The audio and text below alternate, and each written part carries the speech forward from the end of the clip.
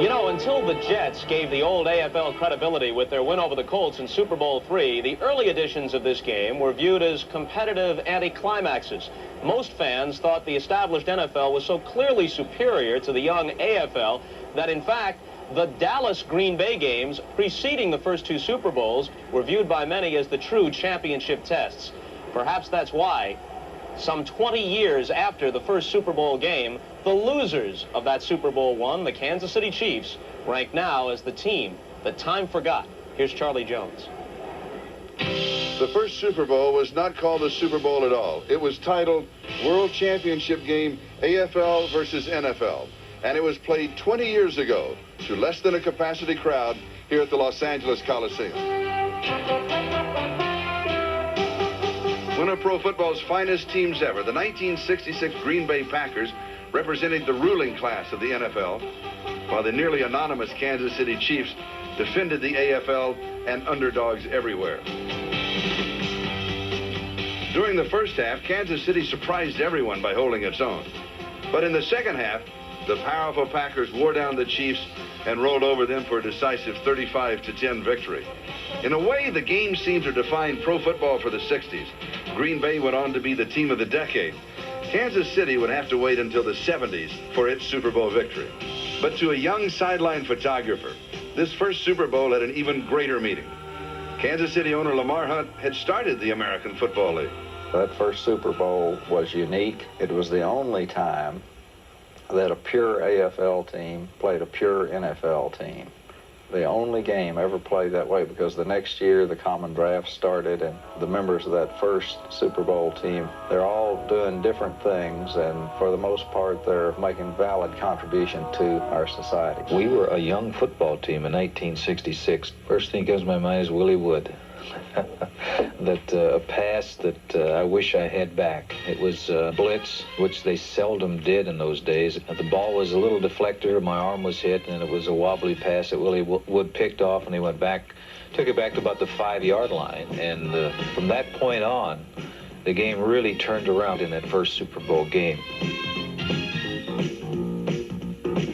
Had we been able to make adjustments, had we been able to handle the adversity and won it, I think we would have been the team that they would have been talking about rather than the Green Bay Packers. I know a lot of people are going to say, yeah, sure, you're saying that now, 20 years later, but I really believed it then, and I believe it now, that we had the talent there. We had the talent that we were capable of beating the Packers. When you talk about a team player, that's Buck. You'd have to get a cannon to get him off the field. He was going to be a player.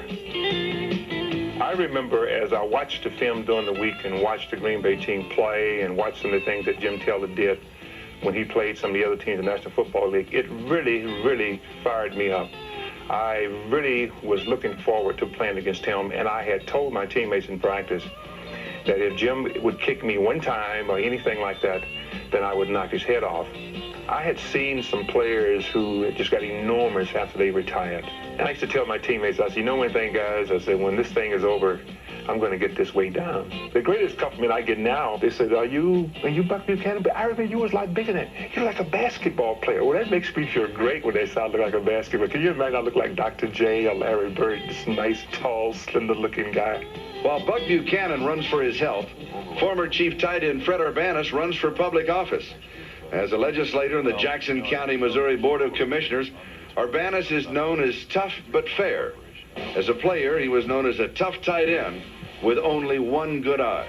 I guess a lot of people got to know me around the country because I was the only one-eyed receiver at that time. It's unfortunate. I'd like to have people say, well, he was a great tight end, and not he was a one-eyed tight end. The Kansas City Chiefs were representing all the underdogs in the United States because we were such an underdog. After the football game was over, I felt that we were beaten by a better football team. We had a couple soft spots on our team. The hammer, I guess that was Fred Williamson. I always call him the tack hammer because I didn't think he hit too hard. Don't have a whole lot to say about him. He was on the football team. Today, Fred Williamson is still talking a good game and playing a perfect role as an actor and as a film producer in Hollywood. I always considered football as a form of show business. I was the first guy actually to start wearing white shoes. The nickname that was given to me by my admirous fans was the Hammer. I had said Carroll Dale was not going to catch a pass. I would end his career. And consequently, I became a negative person to my teammates. I'm going to get the Packers up for the game. I said, hey, if that's the way you feel, something is wrong here, because they know we're here. We know that they're over there on the other side of town. They should have taken that aggression that they had against me and used it on the Green Bay Packers. Would have killed them. I had set myself up because I was the Pied Piper. The Green Bay Packers are going to get the hammer. Donnie Anderson came around, and his knee hit me right on the smack right here in the forehead, and I went down. And I was a little woozy over on the sideline. Everybody saying, they got the hammer, right? The hammer, the hammer. You know who got hurt? The hammer. The hammer. They nailed the hammer.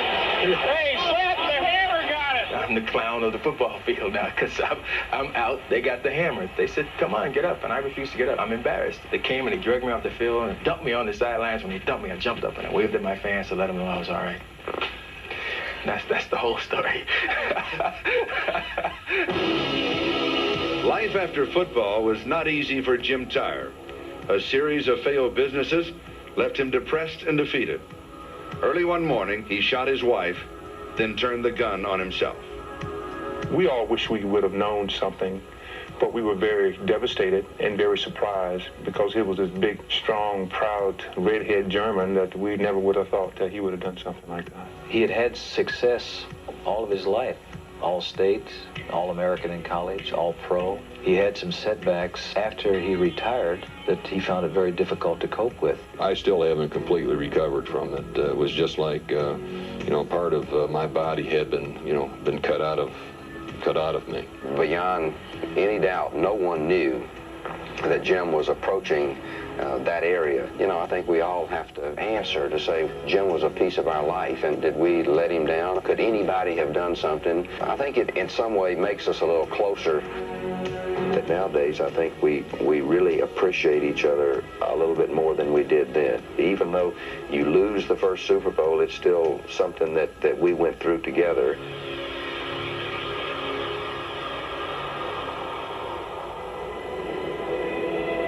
A look at some, but by no means all, the stars of that first Kansas City Chief team to go to the Super Bowl. A few years later, Hank Stram's club knew glory of its own. They won Super Bowl IV over the Vikings, 23-7. And the nice part about that, many of the players who were among the losers in Super Bowl I got to sip the champagne on that occasion, including Fred Arbanis, Mike Garrett, Len Dawson, Buck Buchanan, Bobby Bell, and the great defensive back, Johnny Robinson. Now, as we continue, we'll